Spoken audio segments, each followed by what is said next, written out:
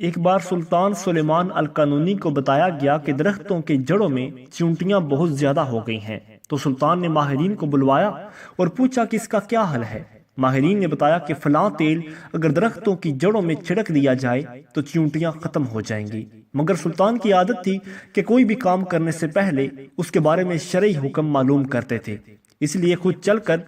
ریاست کے مفتی، جن کو شیخ الاسلام کہا جاتا تھا، ان کے گھر گئے، مگر شیخ گھر پر نہیں تھے، اس لیے ایک پیغام شعر میں لکھ کر ان کے لیے رکھا، جو یہ تھا: ازدب نمل علی الشجر فحل فی فتنۃ السر، اگر درختوں میں چیونٹیاں ہو جائیں تو ان کو قتل کرنے میں کوئی ضرر ہے۔ جب شیخ آیا اور پیغام دیکھا تو جواب میں یہ لکھا: از نصب میزان العدل از نمل حقا بلا وجل، اگر انصاف کا ترازو قائم ہو تو چیونٹیاں صرف اپنا حق لیتی ہیں۔ شیخ نے اشارہ دیا کہ زیادہ اہم کیا ہے۔ سلطان آسٹریا کے دارالحکومت وینا کو فتح کرنے کی نیت سے جہادی سفر پر نکلے، مگر راستے میں انتقال ہو گیا تو آپ کی جسد خاکی واپس استنبول لائی گئی۔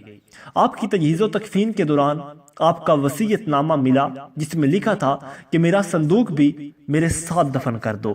علماء حیران ہو گئے اور یہ سوچنے لگے کہ یہ ہیرے جواہرات سے بھرا ہوا ہوگا اور اتنی قیمتی چیزوں کو مٹی میں دفنایا نہیں جا سکتا، اسی لیے صندوق کھولنے کا فیصلہ ہوا۔ صندوق کھولا گیا تو یہ دیکھ کر لوگ خوفزدہ ہو گئے کہ اس میں وہ تمام فتوے تھے جو علماء سے لینے کے بعد سلطان نے اقدامات کیے تھے، اور ساتھ دفنانے کا مقصد یہ تھا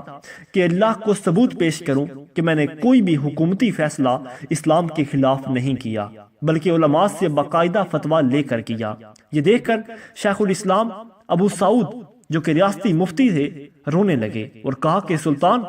تو نے تو اپنے آپ کو رب سے بچا لیا، اب ہمیں کون بچائے گا؟ مسلمانوں،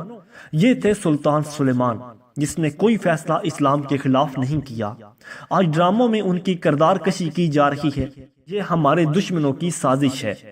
ان سازشوں کو ناکام بناؤ اور اپنے آباء و اجداد کی سیرت کو دہراؤ اور خلافت کے قیام کے لیے دن رات ایک کرو۔ وقت آ گیا ہے کہ دنیا میں طاقت کا توازن تبدیل کیا جائے اور دنیا کی قیادت اپنے ذمہ لی جائے۔